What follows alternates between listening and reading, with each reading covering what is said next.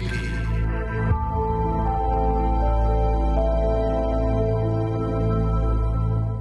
Break के बाद आप सभी का एक बार फिर से बहुत बहुत स्वागत है हमारे कार्यक्रम में, जिसका नाम है एक किरण उम्मीद की।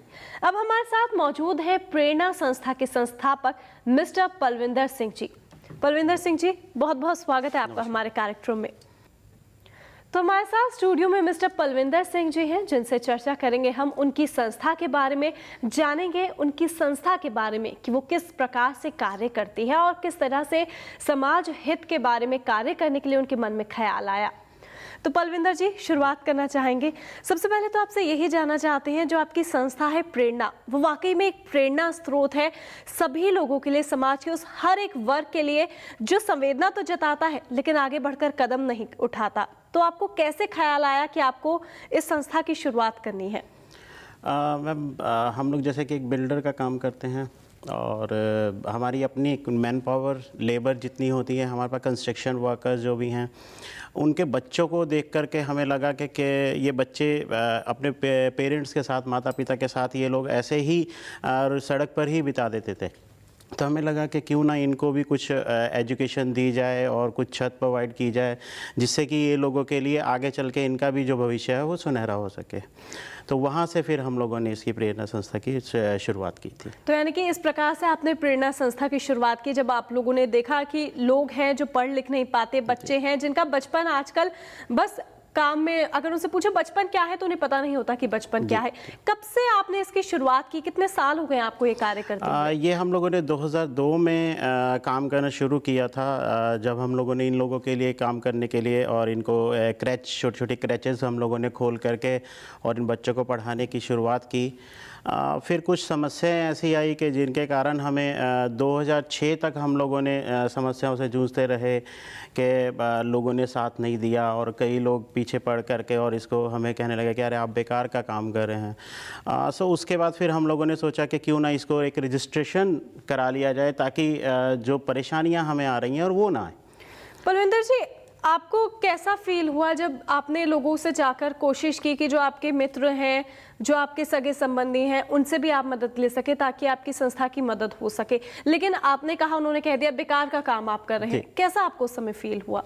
लगा एक बार को कि मेरे ख्याल में शायद ये लोग सही कह रहे हैं, लेकिन हम लोगों ने फिर उसको देखा कि नहीं, एक आदमी या दो आदमी, कुछ और लोगों के कहने से हम इस काम को बंद नहीं करेंगे। और क्योंकि खाली दो लोगों के कहने से बाकी के जो बच्चे हैं, कब से वो स्टार्टिंग में जो शुरुआत में हमारे पास बच्चे थे, वो तकरीबन हमारे पास करीब 50-60 बच्चों से हम लोगों ने शुरू किया था। और हमने फिर उनकी बातों के ऊपर ध्यान नहीं दिया। जो लोग मना कर रहे थे कि अरे आप बेकार का काम है, ये लोग ऐसे ही रहेंगे, इनको सुधारने का कोई फ़ायदा नहीं है, तो हमने ध्यान नहीं दिया एक्चुअल में उनकी बातों के ऊपर। बहुत अच्छी बात है कि आपने इन बातों पर ध्यान नहीं दिया। बहुत बुरा लगता है जब एक व्यक्ति आगे कदम बढ़ा रहा है ताकि समाज हित से जुड़े कार्यों को वो कर सके, अपना कर्तव्य अदा कर सके, जो उसका कर्तव्य है ना सिर्फ अपने परिवार के प्रति बल्कि उस समाज के प्रति भी जिसका वो एक हिस्सा है। लेकिन जब वो दूसरे लोगों से मदद मांगता है तो वो लोग उसे कह देते हैं आप क्या बेकार का काम कर रहे हैं। ये कोई बेकार का काम नहीं है। जरा डीपली बैठकर सोचिएगा, 1 मिनट जरूर इसके लिए निकालेगा और इस पर विचार विमर्श कीजिएगा कि अगर आप अपनी जिंदगी के 5 मिनट भी, रोजाना के 5 मिनट भी कुछ ऐसे लोगों के निकाल देते हैं, कुछ ऐसे लोगों की मदद के लिए निकाल देते हैं, तो आपको जो खुशी होगी वो हर एक बड़ी खुशी से बढ़कर होगी, जिसकी कीमत करोड़ों रुपए भी नहीं चुका पाएंगे। पलविंदर जी, करेंटली आप किन किन एरियाज में वर्क कर रहे हैं और साथ ही किन किन विषयों पर वर्क कर रहे हैं? हम लोग अभी दिल्ली में काम कर रहे हैं। सबसे ज़्यादा अगर हम अपना फोकस समझेंगे तो वो दिल्ली में है। दूसरा, हम लोग हिमाचल में काम कर रहे हैं, हम लोग उड़ीसा में काम कर रहे हैं, हम लोग छत्तीसगढ़ में काम कर रहे हैं। अभी कुछ 1-2 स्टेटें और हम लोग जैसे हरियाणा और यूपी, इन स्टेट्स में अभी हम लोग रिसेंटली काम शुरू करने वाले हैं। हम लोग एजुकेशन के ऊपर में काम ज़्यादा कर रहे हैं। एजुकेशन, क्योंकि हमारा सही अपनी एक सोच है कि अगर बच्चों को घर से ही एजुकेट किया जाएगा और वो आगे चल के एक जैसे कि कहना है कि अगर एक घर की लड़की जो है वो अगर पढ़ी लिखी होगी तो वो आगे अपने बच्चों को भी ज़रूर पढ़ाने की कोशिश करेगी। तो हमारा मेन मकसद है कि सबसे पहले एजुकेशन, जी बिल्कुल, पढ़ेगा इंडिया तभी तो बढ़ेगा इंडिया। बिल्कुल, बहुत सही बात कही है पलविंदर जी आपने, पढ़ेगा इंडिया तभी तो बढ़ेगा इंडिया। और बहुत ज़रूरी है कि आज एजुकेटेड हो हर एक व्यक्ति, चाहे वो छोटा हो चाहे वो बड़ा हो, एजुकेशन बहुत ज़्यादा ज़रूरी है। आप इतने सारे विषयों पर कार्य कर रहे हैं, आपने रैन बसेरे भी चलाए, एजुकेशन भी आप प्रोवाइड कर रहे हैं, लेकिन जैसे शुरुआत में आपने बताया बहुत मुश्किल हुई, लोगों ने भी मदद के लिए मना किया, तो फाइनेंशियली कैसे आप सब कुछ मैनेज करते हैं? क्या आपको सरकारी मदद भी मिलती है? सरकारी मदद के नाम पर हमें सिर्फ रैन बसेरा चलाने के लिए वहाँ का जो स्टाफ होता है उस स्टाफ के लिए मिनिमम वेजेस मिलते हैं। इसके अलावा सरकार की तरफ से कोई उसमें कोई सहायता नहीं है। सिर्फ उसका जितना स्टाफ है, जो केयर टेकर्स हैं या स्वीपर्स होते हैं, सफाई कर्मचारी, उनके लिए हमें सिर्फ जो मिनिमम वेजेस आज के हैं वो मिलते हैं। तो क्या आपको सरकार से और ज़्यादा मदद की दरकार है ताकि आप जिस तरीके से कार्य कर रहे हैं वो कार्य और ज़्यादा बड़े लेवल पर आप कर सके? सरकार की जो आने वाली जो इनकी जितनी भी स्कीम्स हैं उस स्कीमों में हमें देखा जा रहा है कि एजुकेशन, वोकेशनल ट्रेनिंग्स और अलग अलग तरह की स्कीमें तो हैं, लेकिन वो हर किसी होमलेस को नहीं मिल पाती हैं। वो एक रेजिडेंट को मिलती हैं, उसके लिए बहुत सारे प्रूफ्स चाहिए होते हैं। आप देखिए जितनी भी गवर्नमेंट्स की स्कीमें हैं, गवर्नमेंट सरकार हमारी कहती है कि जी आप ID प्रूफ लाइए, एड्रेस प्रूफ लाइए, लेकिन एक इंसान जो बाहर की स्टेट अपनी कोई छोड़ करके और यहाँ कमाने के लिए कुछ आया हुआ है, वो यहाँ पर रहते हुए अगर 2 साल, 3 साल, 4 साल से रह रहा है, उसके पास ID कार्ड कहाँ से आएगा? या इसी उन सब के चलते हुए, क्योंकि उसके पास प्रूफ्स नहीं है और वो इन जितनी भी स्कीमें हैं उनसे वो उससे रह जाता है कि उनको स्कीमों का लाभ नहीं मिल पाता है। जी बिल्कुल।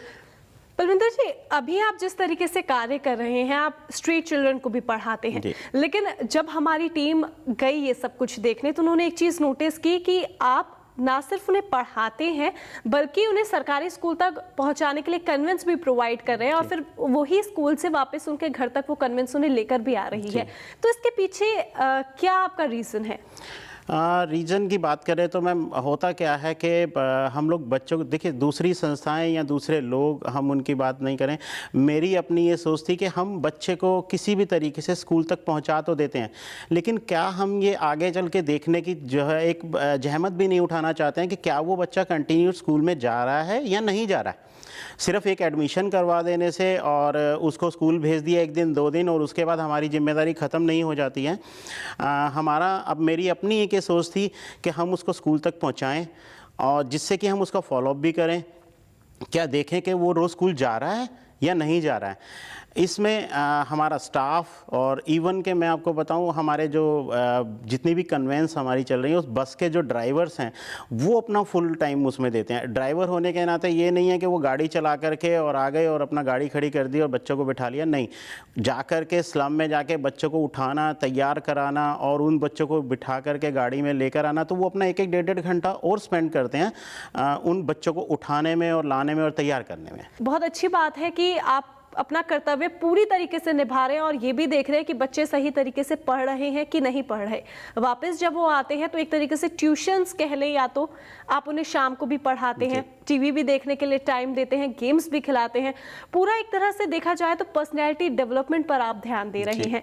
बहुत से ऐसे लोग होते हैं जो सिर्फ पढ़ाई करा लेते हैं या फिर थोड़ा सा टाइम देते हैं। कैसे ये सब कुछ आप मैनेज करते हैं?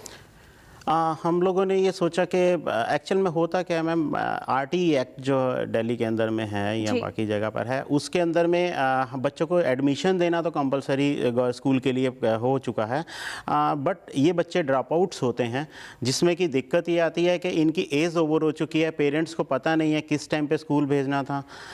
सो एक एज फैक्टर के हिसाब से इनको स्कूल तो प्रोवाइड कर दिया जाता है, क्लासेज अलॉटेड कर दी जाती हैं, बट उस क्लासेज, अब मान लीजिए उसकी एज आज 8 साल की है, उसको 3rd क्लास में भेज तो दिया गया, ना तो उसने फर्स्ट पढ़ा है ना सेकंड पढ़ा है, तो डायरेक्टली 3rd आप उसको पढ़ा रहे हैं, तो क्या वो फर्स्ट और सेकंड की जो पढ़ाई उसकी छूट गई है वो स्कूल में कैसे कवर अप होगी? उसके लिए हम लोग इनको जब ये वापस आते हैं तो थोड़ा सा टाइम दिया जाता है कि ये थोड़ा सा एंटरटेनमेंट, टीवी भी देखें और बाकी भी सब कुछ करें। उसके बाद इनको 1 या 2 घंटे की हम लोग एक्स्ट्रा क्लासेस वहाँ पर हमारे जो वॉलंटियर्स या जो हमारा स्टाफ है वो सब लोग मिल करके और इनको एक्स्ट्रा क्लासेस देते हैं, जिनसे कि इनका बैकअप हो सके जो पढ़ाई पीछे छूट चुकी है वो कंप्लीट हो सके। जी बिल्कुल। तो यानी कि प्रेरणा संस्था ना सिर्फ बच्चों के जो स्ट्रीट चिल्ड्रन हैं जिनका जब वो पैदा होते हैं तो उन्हें यही नहीं पता होता कि बचपन का अर्थ क्या है, बचपन का मतलब क्या है, वो शुरुआत से ही काम में लग जाते हैं। उन्हें बस एक ही मकसद होता है उनका कि परिवार का पेट पल जाए, थोड़ा बहुत कूड़ा बीन ले ताकि कुछ पैसे आ जाए, घर में रोटी आ जाए, काम कर ले। बचपन का मतलब उन्हें नहीं पता होता है, लेकिन प्रेरणा संस्था वो बचपन का मतलब ना सिर्फ उन्हें समझा रही है बल्कि उनका बचपन बेहतर बनाने की कोशिश कर रही है और साथ ही कोशिश कर रही है कि उनका भविष्य भी बेहतर बने, क्योंकि नींव हमेशा से ही बचपन से रखी जाती है और इसीलिए वो कोशिश करती है कि इन बच्चों का भविष्य भी बेहतर बने। पलविंदर जी, स्ट्रीट चिल्ड्रन के अलावा आप एक और काम कर रहे हैं जो रैन बसेरे हैं एम्स के बाहर, जो गरीब लोग हैं जो इलाज सही से नहीं करा पाते या फिर कराते हैं, दूसरे राज्यों से लोग आते हैं, उन्हें ठहरने की जगह नहीं मिल पाती है, तो आप उन्हें ठहरने की सुविधा प्रोवाइड करते हैं। क्या इसके अलावा भी आप और कुछ करते हैं? देखिए, ये जो लोग हैं ये बाहर की स्टेटों से आते हैं और इनके पास कुछ फाइनेंशियली इतनी ये लोग अपने सक्षम नहीं हो पाते हैं कि इलाज भी सही से करा पाएँ। सो इनके पास रहने की जगह भी नहीं होती, तो उसके लिए एक रैन बसेरे हम लोगों ने कुछ चलाए हुए हैं। उस रैन बसेरे में ये लोग रहते हैं।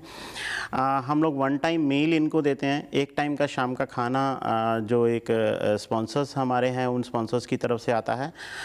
दूसरी बात है कि हम लोग इनके लिए ब्लड डोनेशंस की हम लोगों ने प्रोवाइड कराते हैं ब्लड्स के लिए, क्योंकि बाहर की स्टेटों से आए हुए हैं, इस लायक नहीं है कि ब्लड का अरेंज कर पाएँ और ब्लड परचेज कर पाना इनके लिए पैसा बहुत लगता है, डोनर्स इनके पास होते नहीं हैं। तो हम लोग एक वेबसाइट हम लोगों ने चलाई हुई है www.blooddonations.in, जिस पर कि लोग अपने आप को रजिस्टर्ड करते हैं एज ए ब्लड डोनर और हम लोग इनको रजिस्टर्ड कर देते हैं एज ए नीडी। जिनको भी ब्लड चाहिए होता है ये वो लोग आते हैं डायरेक्टली एम्स में और या दूसरे हॉस्पिटल्स में जा करके उन लोगों को ब्लड दे देते हैं, जो ये फ्री ऑफ कॉस्ट डोनेशन होती है। ये पलविंदर जी, आप पेशे से एक बिल्डर हैं, काफ़ी जाने माने बिल्डर हैं, कैसे आप इन सब चीज़ों के लिए समय निकालते हैं? क्योंकि आप रजिस्ट्रेशन भी आपने अपनी संस्था की करवाई हुई है, सरकारी मदद मिलती है लेकिन इतनी ज़्यादा नहीं मिल पाती, आपको अपनी तरफ से बहुत ज़्यादा कोशिशें करनी पड़ती हैं, तो कैसे इन सब चीज़ों के लिए समय निकाल पाते हैं आप? देखिए, कहना है कि हम लोगों में कहा जाता है कि अपनी जितनी भी इनकम है उसका एटलीस्ट 10% आप ज़रूर लगाइए कहीं पर भी चैरिटी में। सरकारी सहायता तो है ही है, प्लस उसके अलावा हम लोग अपनी पॉकेट से भी इंश्योर करते हैं। हमारे डायरेक्टर्स जितने हैं वो सब एक मंथली एक फंडिंग उनकी है जो वो खुद से देते हैं। दूसरी बात, समय की बात आप कर रही हैं, तो समय एक बिल्डर के पास मैं चाहता हूं कि समय ही समय होता है। अगर एक बिल्डर चाहेगा तो मे बी वो उसने खुद तो मकान नहीं बनाना ही है, बिल्डिंगें नहीं बनानी है, लेबर ने बनानी है, सुपरवाइजर्स हैं उन्होंने सुपरवाइज़ करना है। और मैं चाहता हूँ बिल्डर जो हैं वो बदनाम ज़रूर हैं लेकिन वो दूसरे कामों में टाइम ज़्यादा लगाते हैं। अगर वो थोड़ा सा अपना टाइम इधर डाइवर्ट कर दे तो ज़्यादा समाज के लिए ज़्यादा अच्छा रहेगा। बिल्कुल, ना सिर्फ हम तो यही कहेंगे, ना सिर्फ बिल्डर, अगर हर एक व्यक्ति अपनी जिंदगी का कुछ समय इस तरफ निकाले, समाज हित से जुड़े कार्यों के लिए निकाल दे तो बहुत ही अच्छा होगा। अगर हर कोई ऐसा करता है तो जो समाज की तस्वीर सामने आएगी वो बहुत ही अच्छी होगी, बहुत ही ज़्यादा बेहतर होगी। पलविंदर जी, एक बार फिर से कहना चाहेंगे कि आप बहुत ही नेक कार्य कर रहे हैं और हम चाहेंगे कि सरकार की तरफ से भी आपको मदद मिले, लोग भी अपना हाथ आगे बढ़ाएं और आपकी संस्था इसी तरीके से कार्य करती रहे और ये हर किसी के लिए प्रेरणा का स्रोत बने। फिलहाल आप हमारे स्टूडियो में आए उसके लिए बहुत बहुत शुक्रिया आपका। मदद के लिए जो 2 हाथ आगे आए तो जिंदगी की डूबती कश्ती पार लग जाए, बस यही कोशिश है हमारी, यही छोटी सी पहल है हमारी, तभी तो हम अपना कार्यक्रम लेकर हाजिर हैं। आज हमने जाना प्रेरणा संस्था के बारे में जो स्ट्रीट चिल्ड्रन को पढ़ाने का काम कर रही है, साथ ही रैन बसेरे चलाती है और एम्स के बाहर जो इतना बड़ा हॉस्पिटल है उसके बाहर रैन बसेरा इस संस्था ने लगाया हुआ है ताकि जो दूसरे राज्य से लोग आते हैं उनके पास इलाज कराने के लिए बहुत कम पैसे होते हैं, उनके पास ठहरने की जगह नहीं होती, तो वो सारी सुविधाएं प्रेरणा संस्था प्रोवाइड करा रही है, उनको उपलब्ध करा रही है। हम यही चाहेंगे कि ये संस्था इसी तरीके से आगे कार्य करती रहे। आपको हमारा कार्यक्रम कैसा लगा जरूर हमें बताइएगा, हमें मेल कीजिए info@सर्वधर्मसंगम.tv पर। कैसा लगा आपको हमारा कार्यक्रम जरूर हमें मेल कीजिएगा। फिलहाल के लिए दीजिए इजाजत, नमस्कार।